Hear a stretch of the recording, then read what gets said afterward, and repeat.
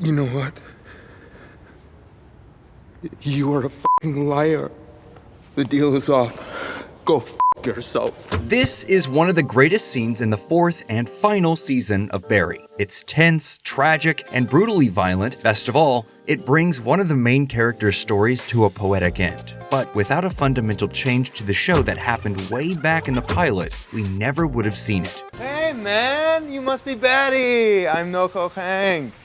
Thrust of Flight was good, no? We'll be breaking down how one actor changed the entire trajectory of Barry, but first, make sure you like this video, subscribe to Nerdstalgic, and prepare for major spoilers. It's no secret that we love Barry on this channel. We have a whole video praising Bill Hader's incredible performance as the titular character, and it's clear that his heavy involvement in the writing, directing, and production is a big reason why the show is so spectacular. And while we could go on about him and his multidisciplinary talent for ages, he's not the only person on Barry who deserves their flowers. Sarah Goldberg's progressively unhinged Sally Reed, Stephen Root's unpredictable Fuchs, and Henry Winkler's slow breakdown into a husk of a person as Gene now are all standouts. But perhaps the most compelling of all our mainstays is Anthony Carrigan as the Chechen gangster NoHo Hank. What are you doing? How are you?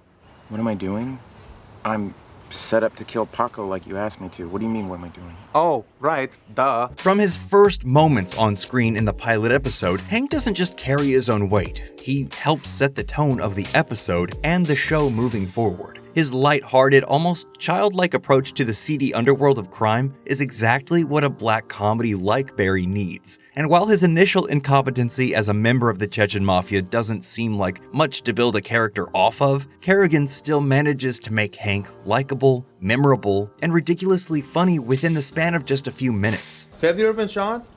I have. It's like crazy painful. Thankfully, over the course of the series, Carrigan gets to stretch out a lot more and explore the inner life of his character. For that, we have to credit the brilliant writing of Bill Hader, co-creator Alec Berg, Liz Sarnoff, and a whole host of others. Hank goes from what is essentially mafia middle management to a legit businessman, and ultimately, a feared crime boss. He experiences love and loss and has his positive outlook on life tested and broken. All the while, Carrigan shows off his comedic skills and delivers now iconic lines that fans are still quoting years after the series finale. Oh, come on. You guys are like Fleetwood Mac. You break up, you get back together again, and then you go out and make a great album, like the best of Fleetwood Mac. So it might surprise you to learn that NoHo Hank was never supposed to make it out of Barry's pilot episode. Hank's original role in the pilot script was essentially the same as it is in the finished episode, with one major difference. He dies at the end. After contracting Barry to murder Goran's wife's personal trainer, Hank largely disappears from the episode, appearing only 2 more times. The first comes when he follows Barry and sees him pass up an opportunity to fulfill the contract. The second is right at the end when Hank decides to take matters into his own hands. He tasks one of his guys with killing the trainer and then with killing Barry, but the gun jams, leaving Barry free to retaliate and shoot up the Chechen's car. NoHo Hank's life was supposed to end there, along with his 2 other henchmen. As Bill Hader put it himself in a 2019 interview with Uproxx, "Yeah, when I shoot up the car, he was dead." And then Alec and I said,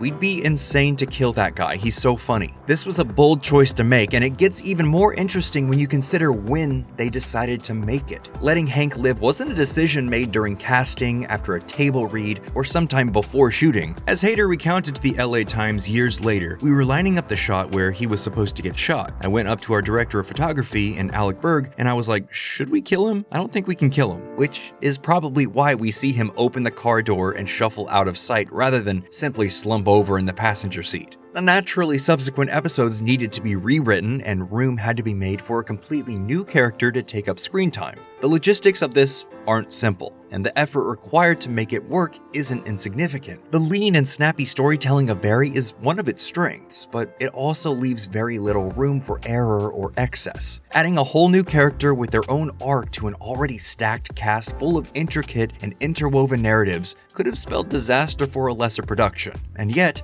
having been thoroughly impressed by Anthony Carrigan, Hader and the rest of the team assumed the risk was worth the potential reward. Obviously, we know they were right in that assumption. NoHo Hank wasn't just a good addition to the show, he's arguably the best character Barry has to offer. And while he doesn't directly interact much with any of the main casts outside of Barry and Fuchs, his story ends up being the most human, horrifying, and hilarious. Well, do you know any other assassins? No. Well, what do you want me to do? Go to John Wick Assassin Hotel with help wanted sign? I mean, what? His desperation to prove himself to the Chechen mob in the first 2 seasons becomes a running gag that provides fans with plenty of laughs, but it's also a huge source of drama and violence for Barry, who gets tangled up in the politics of crime. As that plotline grows and escalates, Hank's rivalry and eventual partnership with Cristobal, played by Michael Irby, helps to expand the horizons of the show and remind us that there's a world outside of Barry's story. For the better part of an entire season, Hank's relationship with Cristobal provides much needed levity from the dark and depressing arcs our other characters are on. Without it, the show would be difficult to sit through, but on paper, it shouldn't fit as well as it does. It's essentially a rom-com inside a gritty crime drama, and through the teamwork of the writers, directors, and actors, it all works. In fact, Carrigan is so charming in his performance that he's the only character you find yourself rooting for by the end of Season 3 and into Season 4. That's quite a feat, considering he's been a murderous mobster actively profiting off the suffering of others for most of the show.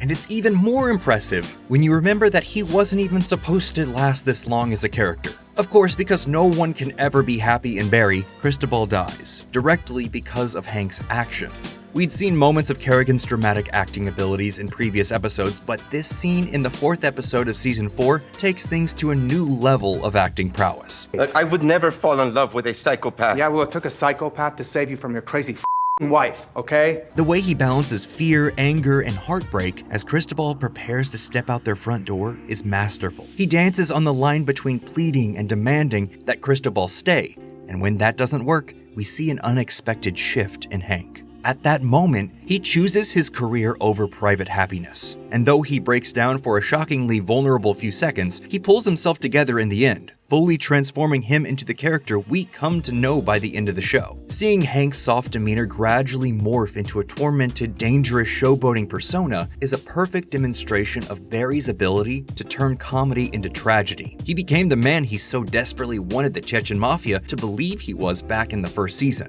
and he lost everything in the process. So when his life is finally snuffed out in the series finale, it's just as memorable as his first moments in the pilot. Hank's standoff with Fuchs, his insistence that he's nothing like him, and his decision to call off the deal only to be gunned down at the feet of Cristobal's statue is a perfect way to end his story. The way he clings to the statue's hand while taking his last breath utterly alone is visually stunning and evocative. Bizarrely, that's not how it went down in the original script for the finale. Hader told Variety in 2023 that the plan was for Sally to be there and for her to place Hank's hand into Cristobal's as he died. That was the ending they shot, and it was Sarah Goldberg herself who went to Hader to say it was unnecessary. The scene we see in the finished episode was a reshoot, and it proves just how integral and strong Hank's character has become. He didn't need another main character's assistance to satisfy his arc. In the end, it's just Hank. The whole thing hinges on Carrigan's performance, and his death is inarguably one of the most thematically poignant moments of the 4th season, maybe even the whole show. And if it wasn't for Carrigan's wit and skill as a performer in the pilot, as well as the crew's willingness to give him a chance, we would have been robbed of that and countless other moments of NoHo Hank's brilliance